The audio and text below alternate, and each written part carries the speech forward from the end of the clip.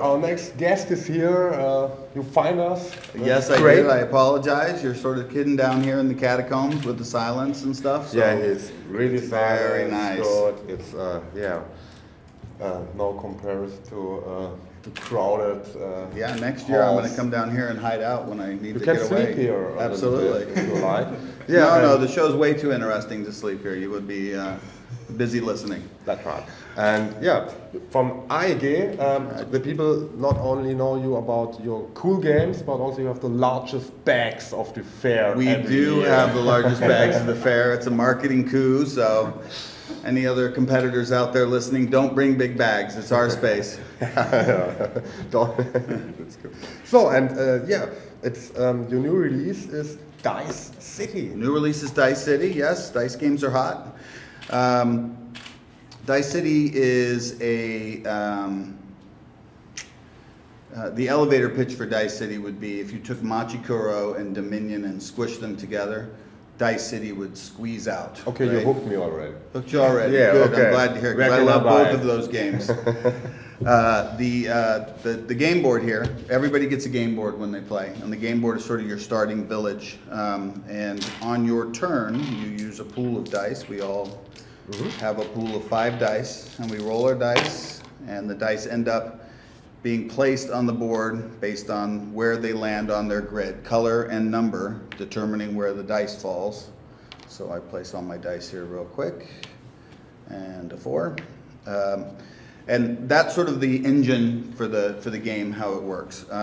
You use the dice to pick up resources, so I would get some iron and some stone here, and then you use that to buy cards, which you then overlay onto your city. And when you buy a card, you can put it anywhere. So say I don't like these red squares, which are military. I don't like messing with my friends. You change and upgrade it. You upgrade it. Every card upgrades the city in some way. So you upgrade the city, and then once you've got a number of these out, your city starts to pop and do interesting things.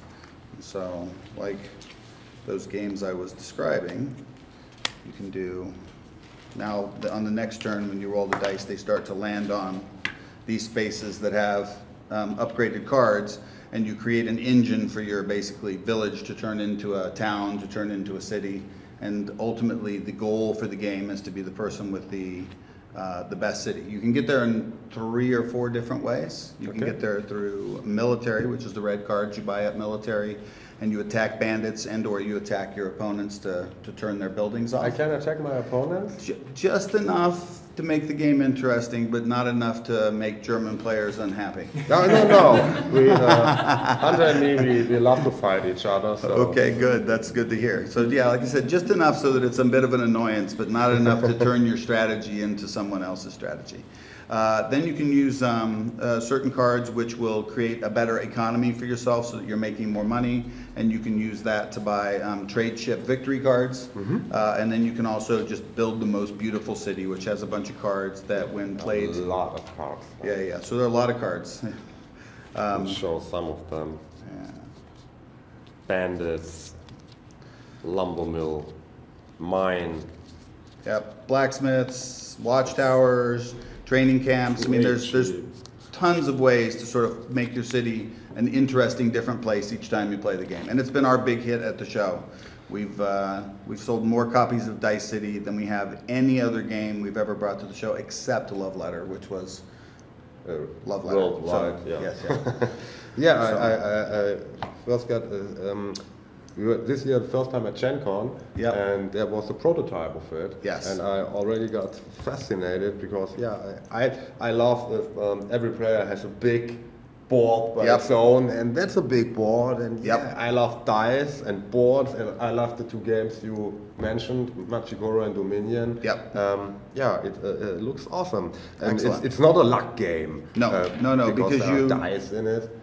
Yeah, so there is a small amount of luck, but if your dice don't land where you want them to, you can choose to just discard the dice and take a pass token, which we don't. Here, you can take a pass token. And for every 2 pass tokens you have, you can manipulate your dice in great ways. And you can also discard a dice to move one of your other dice in one direction or the other. So as you're building up your city, if you want a building to work, you can just discard this dice and move that to there, and then your city's going to work. It gives you one less die, but for that turn, you can get your engine working that way. Really cool game. So, did we already say for how many players? So it's 2 to 4 right now. Yeah, 2 to 4 players right now, and it will be it's $39.99 US. So a great price. We don't have it out in German yet, but we will next year. We've got a line of partners for 7 or 8 different languages. So we'll be deciding after the show where we're gonna place it. So.